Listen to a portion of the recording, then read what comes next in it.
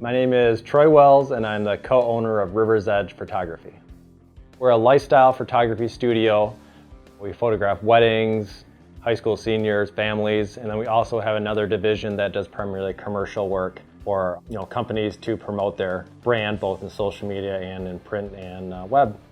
If you want to be a photographer, it has to be something that you're very passionate about, because there's a lot of other people doing it and there's a lot of other people that are very good. So you have to have something in your style and your technique or your attitude, how you approach it, that makes you stand out. It's an experience that we try to give our clients. That's what people say is, they had a lot of fun on their session. They were coming in maybe a little nervous, and at the end they had a great time. That's what we specialize in, is making it an event, making it a really good time, and then also, having the expertise of knowing how to light, knowing how to pose. Is it better to go to college or try to learn it yourself? It really depends on the individual. Are you going to have, the financial ability to go to college? Are you okay with having that debt?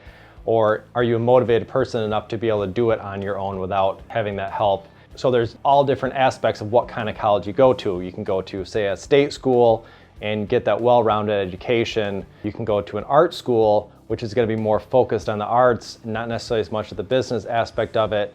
Say you decide to go to like a photography institute. You're spending a lot of money to go there, so the people there are very motivated, generally very skilled, but also you make connections in the industry.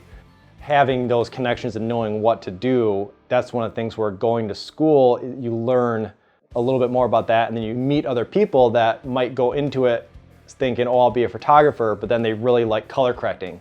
So they go into color correcting, and now you have a connection where you know a person that's really good at color correcting and editing, where you can use that.